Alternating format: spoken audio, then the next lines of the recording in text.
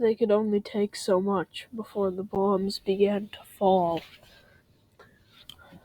Tensions had been brought to war by the elf colonists and the humans of the northern continent. Peace talks had fallen out between the two world leaders, and as Holy Ada prepared for war, they were given a surprise attack by the elves, bombing city after city, bringing each one to its knees before the humans could even respond to what was happening to their great constructions over thousands of years. The entire kingdom was devastated, their king gone. The civilization that he had lived for hundreds of years to see appear, swept aside in an instant.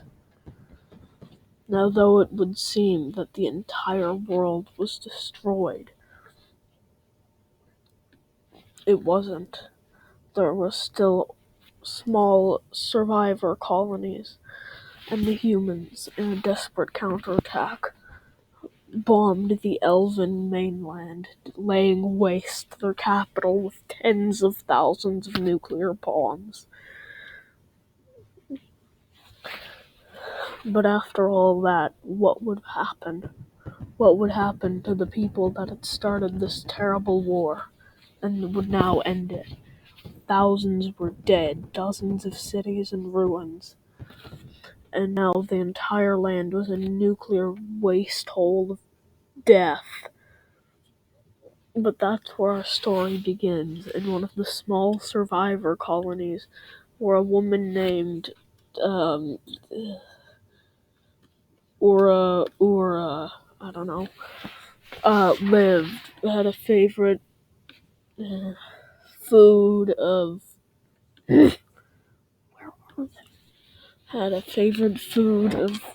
berries where there were none in the entire world.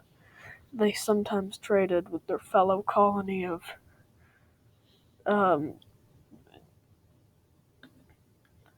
Epiphyderon or something. Suta was one of the larger survivor colonies. While some only had 5 to 9 people, this one had a full 10, and they even had one plant. They had a few houses, and a small fire to sustain the few people who survived. However, as we go away from this story, the elves were still plotting revenge after the gigantic crater that was their capital. Wait, however, their capital was somehow still there? What? And now the elven colonies declared war once more on the human people. The people that had once survived the terrible genocide. Declare war. And now as they declare war on the remains of Holy Ada, with one to the east, and a few colonies in the west of Suta, Ifedrin, Yevkajaro, and Elisois, a city of only 82 people. However, that city would not last long, as soon nuclear fallout would take it with the rest of the cities or something. Oh, shoot. Now this computer crashing bomb destroyed an entire city in one go, and now the twin cities of Suta and Iphodram were now starving with no people. And what? Unfortunately, Ora was slain by an elven general thing. So the remaining humans, Ura's daughter, which was surprisingly older than her, somehow took up the mantle and went to her mother's destroyed area. And as the elven armies attack one last time, the humans make a final stand. And now it would seem that nothing could save humanity. There is still something. as Ura II fell in battle, I suppose, and grenades still fall. There was one colony remaining, Yichivjero, with its 9 people, where an old man named Ali Gator lived, and he hoped he could change the world one day, bring back humanity, and end the elves. And eventually he would find something, a great invention known as the Tsar Bomba.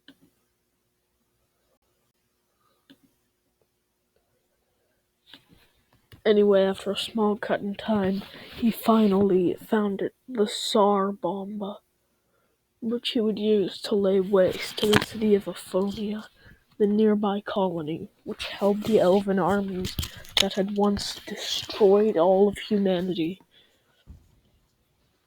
Now, with the nuclear apocalypse not on their side, the elven armies make a desperate push north, trying to take out the last human colony, but it was too late.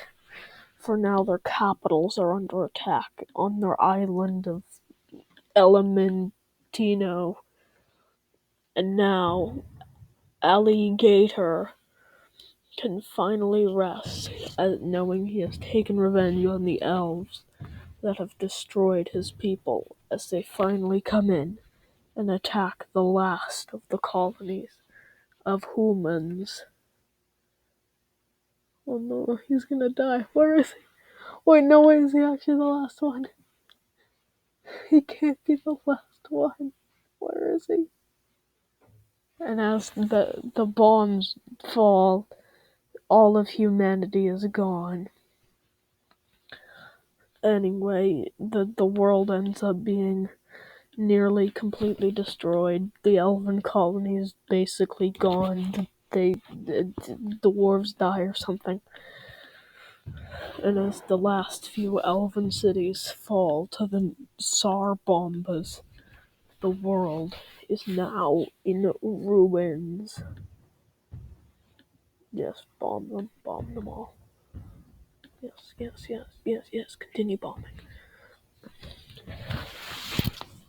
And that, the second nuclear fallout, would be the true end of the known world as it was known as Dumom's Day,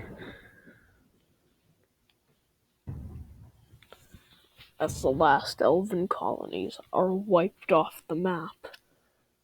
The video ends, now subscribe.